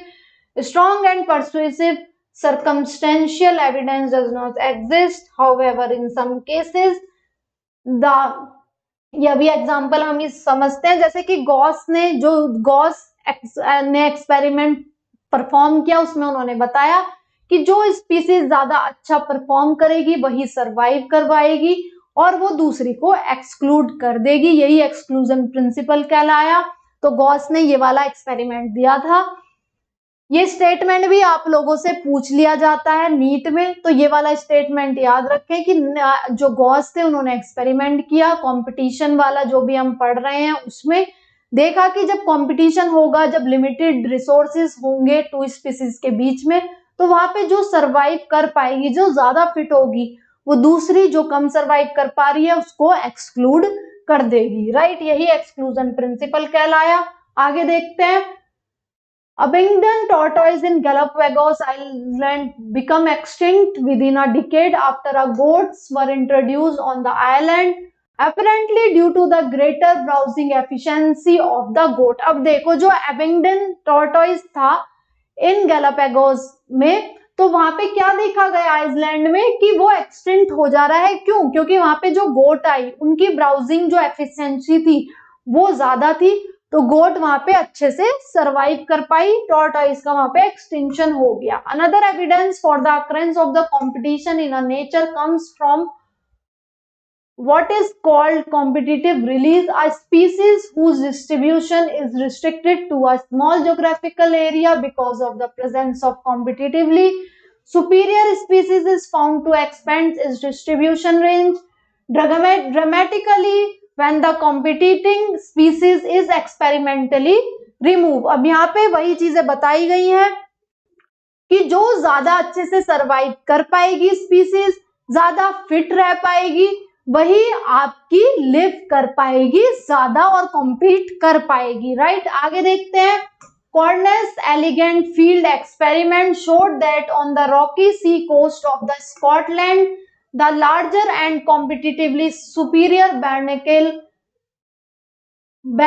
dominates the intertidal area, exclude the smaller barnacle Clathamelus from that zone. In general, herbivores and the plants appear to be more adversely affected by competition than the carnivores. एक और example यहाँ पे दिया गया है क्या कि Cornell elegant ने देखा, एक्सपेरिमेंट शो करे जहां पे देखा कि rocky sea coast of Scotland के में जो लार्जर और कॉम्पिटिटिवली सुपीरियर बार्नाकेल्स थे, दैट इज बैलेनस, डोमिनेट कर रहे थे इंटरटाइडल एरिया में, वो एक्सक्लूड कर रहे थे smaller barnacle that is Chthamalus from that zone. तो क्या देखा गया, जो हर्बीवोर्स और प्लांट्स हैं वो मोर एडवर्सली अफेक्ट होते हैं कंपटीशन से देन आपके कार्निवोर्स में। तो आपको कंपटीशन का सारी चीजें समझ में आ गई। अभी हमने प्रेडेशन देखा, कंपटीशन देखा, अब हम आगे बढ़ते हैं। क्या समझना है हमें, अभी हमें समझना है, अभी यहाँ पे दिया हुआ है कि गॉस कंपटीशन एक्सक्लूजन प्रिंसिपल क्या है कि that the two closely related species competing from same resources cannot coexist indefinitely and the competitively inferior one will be eliminated eventually. This may be true if resources are limiting but not otherwise. यानी कि Gauss principal वही था कि जब यहाँ हमारे पास resources limiting होंगे आपके पास, तो एक जो सुपीरियर वन स्पीसीज होगी वो ग्रो कर पाएगी, दूसरी वाली आपकी क्या हो जाएगी, एक्सक्लूड हो जाएगी। वही चीजें यहाँ पे बताई गई हैं, right. More recent study do not support such gross generalisation about competition while they do not rule out the occurrence of inter-specific competition in nature. They point out that the species facing competition might evolve mechanisms that promote coexistence rather than exclusion. One such mechanism is resource partitioning. If two species compete for the same resources, they could avoid competition by choosing, for instance, different times for the feeding, different foraging pattern. MacArthur showed that 5 closely related species of whalebirds living on same tree were able to avoid competition and coexist due to behavioral differences in their foraging activities. अब ये क्या है, मतलब कि MacArthur ने बोला, देखो Gauss ने तो ये प्रिंसिपल दिया कि जब कंपटीशन होगा तो सुपीरियर वन जो स्पीसीज होगी वो आपकी सरवाइव कर पाएगी और वो दूसरी को एक्सक्लूड कर देगी। बट मैकआर्थर ने एक और एक्सपेरिमेंट करा, उन्होंने बोला कि जरूरी नहीं है कि एक्सक्लूड ही होए इंफीरियर वन, मे बी दे मतलब वो कोई और रास्ता निकाले, कोएग्जिस्ट करें जो स्पीसीज है आपकी, तो वो रिसोर्स पार्टीशनिंग का आप अपना फंडा लेकर आए। मतलब मान लीजिए कि एक ही फीडिंग हैबिट है, वेलबर्ड्स का उन्होंने एग्जांपल दिया, उन सब की एक ही फीडिंग हैबिट्स थी, उन्हें किसी पर्टिकुलर फूड पे फीड करना था, तो अपना टाइम जोन वेरी कर लिए उन्होंने कि एक टाइम पे ये बर्ड खा रही है, दूसरे टाइम पे दूसरी खा रही है, तीसरे पे किसी और टाइम पे तीसरी खा रही है। तो इस तरीके से 1 2 3 फर्स्ट सेकंड थर्ड इस तरीके से उन्होंने अपनी टाइमिंग डिफर कर ली। तो यहाँ पे कोई भी स्पीसीज एक्सक्लूड नहीं हुई आपकी, तो यहाँ पे कोएग्जिस्टेंस दिखा स्पीसीज का, तो मैकआर्थर ने कोएग्जिस्टेंस की बात बताई गई थी। लेकिन जो आपके गॉस थे उन्होंने एक्सक्लूजन प्रिंसिपल दिया था। तो ये डिफरेंट साइंटिस्ट है जिन्होंने कंपटीशन को अलग तरीके से बताया कि कैसे चीजें हो सकती हैं। आप पैरासिटिज्म पे आ जाते हैं। Considering that the parasitic mode of life ensures free lodging and meals, it is not surprisingly that the parasitism has evolved in so many taxonomic groups from plant to higher invertebrate. Many parasites have evolved to be host specific, can parasite only a single species in such a way that both host and parasite tend to co-evolve. That is, if the host evolve specific mechanism for rejecting or resisting the parasite has to evolve mechanism to counteract neutralise. वही चीज है कि जैसे parasitism में भी होता है कि इवॉल्व होते रहते हैं होस्ट भी आपके पैरासाइट, जैसे कि हमने प्रीडेशन में भी देखा, वही बात यहाँ पे बताई हुई है, right. In accordance with their lifestyle, parasite evolved special adaptations such as loss of unnecessary sense organs, presence of adhesive organs, suckers to cling on to the host, loss of digestive system, high reproductive capacities. The life cycle of parasite are often complex, involving one or two intermediate host. Vectors facilitate parasitism of its primary host. The human liver fluke depends on two intermediate hosts, snail and fish, to complete its life cycle. The malarial parasites needs a vector to spread other host. तो यहाँ पे बताया गया है कि parasitism में भी आप डिफरेंट होस्ट देख रहे हो, होस्ट 1 और 2 हो सकते हैं, डाइजेनेटिक मोनोजेनेटिक साइकिल्स हो सकती है, राइट, 1 और 2 होस्ट देखे जा सकते हैं। और आपके जो पैरासाइट्स होते हैं वो भी खुद को इवॉल्व कर रहे होते हैं, चाहे वो शक्कर डेवलप कर रहे हो क्योंकि उनको होस्ट के साथ रहना है, या फिर हुक्स हो उनके लिए, वही बात बताई गई है। Majority of parasite harm the host, they may reproduce the survival growth and the reproduction of host and reduce its population density. They might render the host more vulnerable to predation by making it physically weak. Do you believe that the ideal parasite should be able to thrive within the host without harming it? Then why did not natural selection lead to the evolution of such totally harmless parasite? अभी आगे पढ़ते हैं कि किस तरीके से आपके parasite और पैरासिटिज्म के बारे में बात करी गई है। अभी थ्योरेटिकली हम चीजें पढ़ रहे थे कि क्या क्या बोला गया है।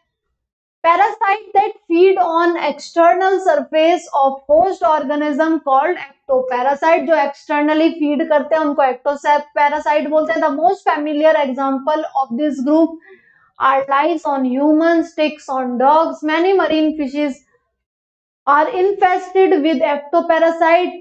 Copepods, cuscuts, a parasitic plant that is commonly found growing on hedge plants, has lost its chlorophyll and leaves in course of evolution. It derives its nutrition from host plants which it parasites. The female mosquito is not considered a parasite although it needs our blood for reproduction. तो यहाँ पे different example दिए हुए हैं। जो inside body present होगा parasite वो कहलाएगा एंडोपैरासाइट, जो आउटसाइड बॉडी प्रेजेंट होगा आपके राइट अपना फूड ले रहा होगा वो कहलाएगा आपका एक्टोपैरासाइट। एक्टोपैरासाइट का एग्जांपल दिया हुआ है, जैसे कि आपने लाइस देखते हैं ह्यूमंस में, टिक्स ऑन द डॉग्स देखते हैं, कैक्टस का यहाँ पे एग्जांपल दिया हुआ है, राइट। और आपका फीमेल मॉस्किटो का भी एग्जांपल दिया हुआ है। In contrast, endoparasites are those that live inside the host body at different sites like liver, kidney, lungs, blood cells, etc. The life cycle of endoparasite are more complex because of their extreme specialization. Their morphological anatomical features are greatly simplified while emphasizing their reproductive potential. तो जो हमारे endoparasite होते हैं वो present होते हैं आपकी क्या इनसाइड बॉडी में प्रेजेंट हो रहे होते हैं, तो उनकी जो लाइफ साइकिल होती है वो मोर कॉम्प्लेक्स होती है। क्यों होती है? क्योंकि वो इनसाइड बॉडी में आपके प्रेजेंट हो रहे होते हैं, वही बात यहाँ पे बताई गई है और अपने आप को स्पेसिफाई करते हैं। अब जैसे ब्रूड पैरासिटिज्म का एग्जांपल ले, बर्ड्स में देखा जाता है, जिसमें क्या होता है कि पैरासिटिक बर्ड ले करती है अपने eggs in the nest of host, let's the host incubate them. During the course of evolution the eggs of the parasite birds have evolved to resemble and the host egg in size and color to reduce the chances of the host bird detecting the foreign eggs and ejecting them from the nest. अब इसका क्या मतलब हुआ देखो, during the course of evolution the eggs of parasitic bird have evolved to resemble the host egg in the size and the color to reduce the chance of the host bird detecting the foreign eggs and ejecting them from the nest. Try to follow movements of cuckoo, quail and the crow in your neighborhood park during the breeding seasons. Watch brood parasitism in the action. अब ये सब क्या है, मान आपने देखा होगा brood parasitism का एग्जांपल कोयल और आपके क्रो में देखा जाता है. वहां पे क्या होता है, जो क्रो होता है अपने अंडे रख देता है. ये ब्रूड पैरासिटिज्म वहां पे देखा जाता है जहां पे एग सिमिलर शो कर रहे होते हैं ताकि जो होस्ट है वो उस एग को ग्रो कर सके अच्छे से. तो ये पैरासिटिज्म यहाँ पे दिखाया गया है. ये भी एक एग्जांपल है पैरासिटिज्म का. कमेंशलिज्म का देखते हैं. This is the interaction in which one species benefited and other is neither harmed or the benefited. An orchid growing as an epiphyte on mango branch and the barnacles growing on the back of the whales benefit, while neither the mango tree or the whale derives any apparent benefit. अब कमेंशलिज्म में हम क्या देख रहे थे कि एक species तो आपकी बेनिफिट हो रही है, दूसरी स्पीसीज को ना तो कोई हार्म हो रहा है ना ही कोई बेनिफिट हो रहा है. तो यहाँ पे एग्जांपल किसका दिया गया है, दो एग्जांपल दिए गए हैं. एक दिया गया कि अगर ऑर्चिड ग्रो हो रही है as an epiphyte on mango tree पे और बार्नेकल्स ग्रो कर रहे हैं कहाँ पे, वेल पे. तो यहाँ पे क्या हो रहा है, मैंगो ट्री और वेल को कोई फायदा नहीं हो रहा है बल्कि जो आपके बार्नेकल्स हो रहे हैं और जो आपका क्या है, जो आपका ऑर्चिड है उनको यहाँ पे फायदा हो रहा है. तो ये एक एग्जांपल हो गया आपका किसका, आपका कमेंशलिज्म का. Right. The cattle irrigate and grazing cattle in close association, a sight you are most likely to catch if you live in a farmed rural areas, is a classic example of commensalism. The irrigates always forest close to where the cattle are grazing because the cattle as they move stir up and flush out insect from the vegetation that otherwise might be difficult for the irrigates to find and catch. Another example of commensalism is the interaction between sea anemone that has sting tentacles and the clownfish that lives among them. तो एक और example दिया गया, देखा होगा आपने जब kettles browsing कर रही होती हैं. राइट. तो वहां पे जो छोटे छोटे पक्षी होते हैं जैसे कि जिन्हें इग्रेट्स कहा गया है, जो कि उनकी क्लोज एसोसिएशन में उनके साथ रहते हैं, जब जब वो चलते हैं तो वो इंसेक्ट्स भी ग्रास में से निकल रहे होते हैं जैसे जैसे वो चलेंगे. वरना अगर ये छोटे छोटे जो पक्षी हैं उन्हें वो ढूंढ नहीं पाएंगे इन इंसेक्ट्स को. तो ये भी कमेंशलिज्म का एक एग्जांपल है. ये कैटल के साथ रहते हैं, छोटे छोटे जो पक्षी होते हैं व्हाइट कलर के, आपने देखा भी होगा. तो ये माइक्रोब्स को ईट कर लेते हैं जब वो चलते हैं ड्यूरिंग देयर ब्राउजिंग, जब वो ये कर रहे होते हैं. दूसरा एग्जांपल देखा गया है सी एनिमोन का जिनके पास टेंटिकल्स होते हैं, और क्लाउन फिश का. यहाँ पे जो फिश होती है वो प्रोटेक्शन ले रही होती है प्रेडेटर से अगर वो क्लोज एसोसिएशन में रहती है सी एनिमोन के साथ. जो एनिमोन है उसको एज सच कोई बेनिफिट नहीं हो रहा होता है. तो ये भी आपने समझा, हमने प्रेडेशन देखा, कॉम्पिटिशन देखा, कमेंशलिज्म देखा. अभी हम हमारे जो बचते हैं वो हम देख लेते हैं. राइट. अब हमारा आ जाता है यहाँ पे, गिव मी अ मिनट, हमारा यहाँ पे आ जाता है आपका म्यूचुअलिज्म रह जाता है हमारा. हम उसके बारे में अभी पढ़ लेते हैं. राइट. तो गिव मी अ मिनट, थोड़ा बहुत हमारा रहता है ये चैप्टर, इसे पढ़ के देन फिर पढ़ लेते हैं अपना म्यूचुअलिज्म. म्यूचुअलिज्म क्या है आपका. Right. Give me a minute. This interaction confers benefits on both interacting species. Lichens represent the intimate mutualism relationship between fungus and photosynthesis algae or cyanobacteria. Similarly, the mycorrhiza association between fungi and roots of higher plants. तो mutualism जिसमें दोनों ही species benefit होती हैं, जो कि एक example है आपका लाइकेंस का जिसमें एल्गी और फंजाई इंटरेक्शन शो कर रही होती है. एल्गी फूड प्रोवाइड कर रही होती है और आपकी फंजाई क्या कर रही होती है, शेल्टर प्रोवाइड कर रही होती है वहां पे. राइट. तो यहाँ पे हम देख लेते हैं, यहाँ पे लाइकेंस का एग्जांपल दिया है म्यूचुअलिज्म में, और आपका दिया है mycorrhizae in association with fungi and the roots of higher plants. ये भी एक एग्जांपल है म्यूचुअलिज्म का. The fungi help the plant in absorption of essential nutrient from the soil while the plant and provides fungi with energy yielding carbohydrates। तो आपको समझ में आया होगा लाइकन्स और माइक्रोराइजा विद हायर प्लांट्स, ये दो एग्जांपल हैं किसके आपके एग्जांपल हैं आपके म्यूचुअलिज्म के। The most spectacular and evolutionary fascinating example of mutualism are found in a plant-animal relationship. Plants need help of animals for pollinating their flowers and dispersing their seeds.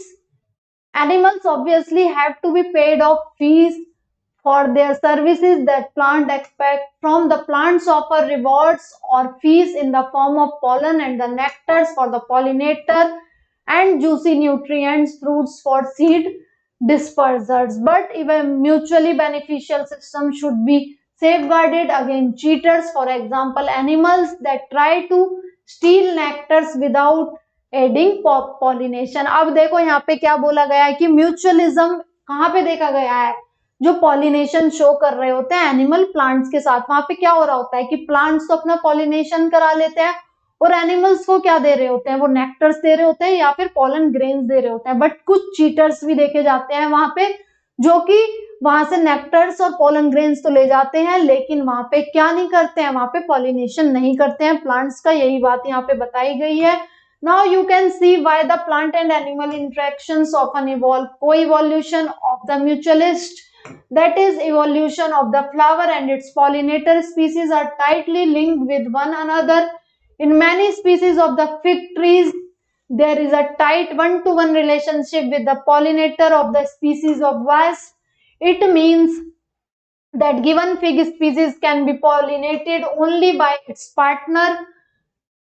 Given fig species can be pollinated only by its partner wasp species. No other species in female wasp uses the fruit not only as oviposition, egg laying site, but uses the developing seeds within the fruit for nourishing the larvae. The wasp pollinates the fig inflorescence while searching for suitable egg laying sites. In return for the favor of pollination, the fig offers wasp some of its nutrient developing seeds as food for the developing wasp larvae। अब देखो यहाँ पे diagram में भी दिखाया हुआ है कि म्यूचुअल रिलेशनशिप दिखाई हुई है between fig tree and the wasp. Fig flower इस यहाँ पे पॉलिनेट हो रहा है बाय वास्प। आप देख सकते हैं यहाँ पे वास्प ले कर रहा है अपने एग यहाँ पे फिग फ्रूट में, राइट। तो समझ गए होंगे आप यहाँ पे सारी चीजें कि कैसे कैसे चीजें यहाँ पे बताई गई हैं। Give me a minute. यहाँ पे जो भी एक और है, एक तो हमने पॉलिनेशन का एग्जांपल म्यूचुअलिज्म में हमने देख लिया, यहाँ पे हमने लाइकन्स का एग्जांपल देखा, ऑल्सो हमने माइकोराइजा और हायर रूट्स का एग्जांपल देख लिया, कैसे कैसे चीजें होती हैं म्यूचुअलिज्म में कि दोनों ही स्पीसीज बेनिफिट कर रही होती हैं। फिर हमने देख लिया पॉलिनेटर्स का कि कैसे प्लांट्स और एनिमल्स इंटरेक्शन शो कर रहे होते हैं। फिर यहाँ पे दूसरा एग्जांपल हम देख रहे हैं फिग और वास्प का, जहाँ पे जो फिग होती है वो न्यूट्रिएंट प्रोवाइड कर रही होती है वास्प को और वास्प वहां पे आपका पॉलिनेशन करा रहा होता है फिग का। वो सिर्फ एग लेइंग के लिए ही नहीं हो रहा होता है, वहां पे न्यूट्रिशन भी वो प्रोवाइड कर रहा होता है, किसको, वास्प को, ताकि ये म्यूचुअलिज्म उनका अच्छे से हो सके। लिखा हुआ है ना, uses the fruit not only as an oviposition but uses the developing seeds within the fruit for nourishing its larvae। अब देखते हैं ऑर्चिड का एग्जांपल। ऑर्चिड शो करता है bewildering diversity of floral patterns, many of which have evolved to attract right pollinator insects। तो जो orchids होते हैं वो बहुत ही सुंदर तरीके के फूल होते हैं, वो भी एक तरीके का इंटरेक्शन शो कर रहे होते हैं ताकि वो अट्रैक्ट कर सके पॉलिनेटर को। देखते हैं क्या है वो, right. Not all orchid offer rewards. The Mediterranean orchid or Ophrus employs sexual deceit to get pollination done by a species of bee. One petal of its flower bears an uncanny resemblance to a female of the bee in the size and the color and the markings. The male bee is attracted to what it perceives as female, pseudo-copulate with the flower, and during that process is dusted with pollens from the flower. When this same bee pseudocopulate with another flower, it transfer pollen to it, thus pollinate the flower. Here you can see how coevolution operates. If the female bee's color pattern changes even slightly for any reason during evolution, the pollination success will be reduced unless the orchid flower co-evolves to maintain resemblance of its own petal to the female bee. अब ये किसका example है, ये show कर रहा है bee pollinator on orchid flower. अब ये सारी चीजें क्या है, ये पूरा पैराग्राफ जो मैंने पढ़ा, तो जो ऑर्चिड होते हैं वो फ्लावर्स होते हैं अच्छे, मतलब सुंदर दिखने वाले, वो पॉलिनेटर को अट्रैक्ट कर रहे होते हैं। बट यहाँ पे केस देखा जाता है सूडो कॉपुलेशन का, मतलब जो मेल आपका आ रहा होता है यहाँ पे पॉलिनेशन के लिए, वो बी को समझ लेता है कि फीमेल बी है। यहाँ पे जो एक पेटल होता है ऑर्चिड का, वो फीमेल बी की तरह दिख रहा होता है उसे, लेकिन वो वहां पे पॉलिनेशन करा देता है, उसकी मेटिंग नहीं हो पाती। वही बताया गया है यहीं पे, सूडो कॉपुलेशन कराया गया, सूडो कॉपुलेट्स इसी को कहा गया है, और इसको सेक्सुअल डिसीट कहा गया है, क्योंकि उसके साथ धोखा हो जाता है कि वो समझ के आता है कि ये जो पेटल है ऑर्चिड का, ये है एक फीमेल बी, बल्कि वो फीमेल भी नहीं होती है, वो पेटल होता है ऑर्चिड का यहाँ पे पॉलिनेशन हो जाता है, बट यहाँ पे मेटिंग नहीं हो पाती है। किसकी, आपका जो मेल बी आई है उसका, जो कि फीमेल समझ के आई थी उसको, राइट। तो इसी को सूडोकॉपुलेट्स कहा, इसी को सेक्सुअल डिसीट कहा। आपके लिए अनअकैडमी लेकर आ गया है 50% discount on all NEET UG subscription. तो ये समय समय पे अनअकैडमी आपके लिए ऑफर्स लाता रहता है, अवेल करिए ये ऑफर्स आप, और आप यहाँ पे मेरा कोड यूज कर सकते हैं DEEP20, दैट इज DEEP20। मैं आप लोगों के लिए लिख भी देती हूँ यहाँ पे, give me a minute, DEEP20, ये कोड आप यूज करेंगे तो आपको यहाँ से भी डिस्काउंट मिलेगा। तो ये ऑफर्स आपके लिए अनअकैडमी लाता रहता है, आप अवेल करिए और अपना जो भी पढ़ाई है अच्छे से उसे करिए। मेरा कोड आप देख सकते हैं, अगर आपको यहाँ नीचे नहीं दिख रहा हो तो DEEP20 आप ये कोड लगा सकते हैं, राइट। आपको इसके साथ साथ 1 मंथ का फ्री सब्सक्रिप्शन भी मिलेगा। 50% डिस्काउंट तो है ही, आपको 1 मंथ क्या मिल रहा है, एक्सटेंशन मिल रहा है फ्री में। तो और ये आपके लिए बैचेस हैं, अमेजिंग बैचेस चल रहे हैं आप लोगों के लिए, जिसमें 450+ लाइव लेक्चर्स, 15+ टेस्ट, और वो भी इंग्लिश लैंग्वेज में। तो देर किस बात की है, एनरोल करिए इन बैचेस को और अपनी प्रिपरेशन को बूस्ट करिए आप, राइट। और भी अमेजिंग बैचेस हैं हमारे पास, जिसमें 1500+ क्लासेस, 40+ टेस्ट, वो भी आपके इंग्लिश लैंग्वेज में है। ये स्टार्ट हो चुके हैं बैच, राइट। तो देख सकते हैं ये स्टार्ट हो रहा है आपका 18 नवंबर से, तो जल्दी से एनरोल करिए बैचेस में। और भी अमेजिंग आपके लिए टीचर्स लेक्चर लेकर आ गए हैं, जिसमें 1500+ लेक्चर हैं, राइट। लाइव क्लासेस भी आपको दी जाएंगी। तो ठीक है, ये सारी चीजें आप करिए। आ गया, तो ये सारे जो भी इंटरेक्शन थे आपको समझ में आ गए होंगे। हमने क्या क्या पढ़ा यहाँ पे, हमने म्यूचुअलिज्म के बारे में पढ़ लिया था कि म्यूचुअलिज्म क्या होता है आपका, कमेंशलिज्म हमने पढ़ा, राइट। पैरासिटिज्म पढ़ लिया हमने, अपना प्रिडेशन भी पढ़ा था हमने, पैरासिटिज्म भी पढ़ लिया हमने। तो ये सारी चीजें आप लोगों ने समझी होगी जो भी हमने बताया। कंपटीशन के बारे में भी आप लोगों ने समझा, तो समझ में आए होंगी, सारी ही बातें आपको समझ में आ गई होंगी। प्रिडेशन, पैरासिटिज्म, म्यूचुअलिज्म, कंपटीशन, एमेंशलिज्म, कमेंशलिज्म, सब कुछ समझाया मैंने आपको लाइन बाय लाइन, सारी बातें आपको समझ में आ गई होंगी। और जो ये सूडोकॉपुलेट्स वाला भी जो एग्जांपल था, गॉस प्रिंसिपल हो या फिर मैकार्थर ने क्या बोला, वो सारी बातें आपको समझ में आई होंगी, राइट। तो जो भी है ये चैप्टर हमारा ऑर्गेनिज्म एंड पॉपुलेशन, हमने लाइन बाय लाइन समझा। होप आपको समझ में आया होगा। कुछ भी आपको क्वेरी है आप कमेंट में मेरे को बताएंगे। और ये मैंने लेटेस्ट सिलेबस के अकॉर्डिंग चैप्टर कराया है, जिसमें पॉपुलेशन, उसके इंटरेक्शन फैक्टर्स के बारे में अपडेटेड सिलेबस में पढ़ाया जा रहा है एनसीईआरटी में। तो होप आपको समझ में आई होगी सारी चीजें। सब्सक्राइब करें हमारे channel NEET Marvels by Unacademy को। Thank you so much my dear students.